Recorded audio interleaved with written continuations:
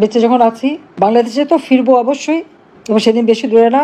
এবং এই ইউনূস এবং তার গং, ওই উপদেষ্টা চোর সবকটা, আর তার ওই এনসিপি পার্টি একসময় সব ছাত্রলীগ করতো। ও গণভবনে যে আমার সাথে খুব ছবি আছে, এক বঙ্গবন্ধু যে একেবারে কেঁদে যার।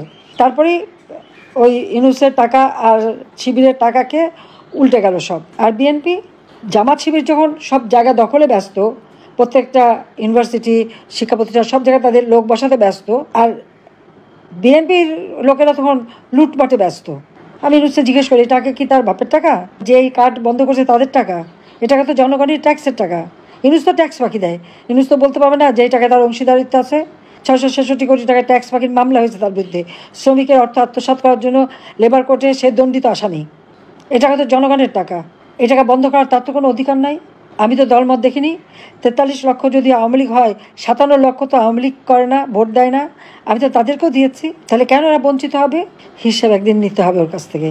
তার কত টাকা আছে সেই হিসাবটা আছে আমাদের। কত আয়কর ফাঁকি দিচ্ছে সেটাও আছে। তার ব্যক্তিগত এবং তার 38টা কোম্পানি মিলে সে যে হাজার হাজার কোটি টাকা ট্যাক্স ফাঁকি দিয়েছে। মামলার রায় তো 666 কোটি টাকার ট্যাক্স ফাঁকির মামলার রায় হওয়ার কথা 6 তারিখে, 5 তারিখেই চেষ্টা করলো আমাকে আর এনাকে হত্যা করবে। জানি না, আল্লাহ রাব্বুল আলামিন প্রত্যেকবারই বাঁচিয়ে দেয়। এবারেও আমি জানতাম না যে আমি কোথায় যাচ্ছি, এবারেও বাঁচিয়ে দিয়েছে।